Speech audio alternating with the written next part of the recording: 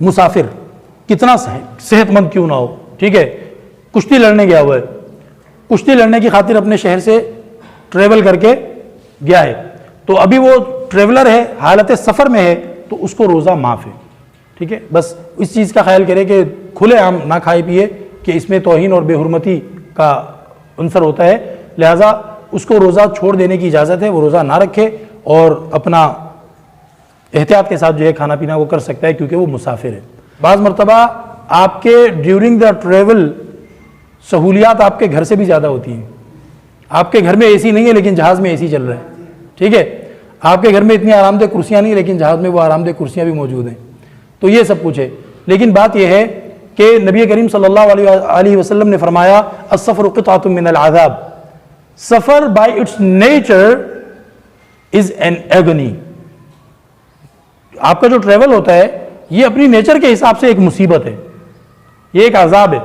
بھلے اس کے اندر آپ کو سہولیات حاصل ہیں یا سہولیات حاصل نہیں ہیں، دونوں صورتوں میں انسان کی طبیعت میں خاص قسم کا چڑچڑاپن رہتا ہے اور اس کو ایک ذہنی دباؤ اور تناؤ ہوتا ہے کہ میں خیریت سے وقت پر اپنی منزل پہ پہنچ جاؤں.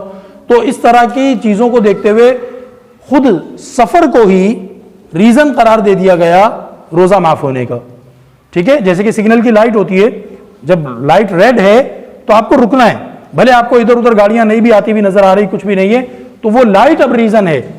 حالانکہ اصل ریزن رکنے کا تھا کہ ایکسیڈنٹ نہ ہو، ٹھیک ہے، لیکن اب وہ لائٹ ہی، اس کی انڈیکیشن ہی خود سبب قرار دے دی گئی ہے. اسی لیے شریعت کا حکم یہ ہے کہ سگنل جو ہے نا بغیر ایمرجنسی کے توڑنا یہ حرام بھی ہے، گناہ بھی ملتا ہے. پولیس والا دیکھے گا وہ تو پکڑے گا ہی، گناہ بھی ملتا ہے. اچھا جی، تو آپ مسافر جو ہے وہ روزہ نہیں رکھے گا تو اس کو گناہ نہیں ہے، بھلے اس کو کتنی سہولیات حاصل ہو، کیونکہ سفر اپنی نیچر میں کیا ہے، ایک مصیبت ہے. جی ہاں نا، قضا کریں گے نا. یہ تو سب کے کیسز میں جن جن کو آج روزہ معاف ہو رہا ہے نا، بعد میں جب وہ اس صورتحال سے نکل آئیں گے تو قضا کریں گے وہ. سورہ بقرہ میں اللہ رب العزت نے جب اس کی اجازت دی تو یہ آیت مبارکہ ہے جس میں اللہ تعالیٰ نے اس کی اجازت دی ہے کہ ان بعد میں گنتی کریں گے. عدۃ من ایام اخر، عدت کاؤنٹنگ کو کہتے ہیں، گنتی گننے کو، گنتی کرنے کو. تو اللہ نے فرمایا کہ بعد کے دنوں میں پھر آپ اس کی گنتی پوری کریں گے.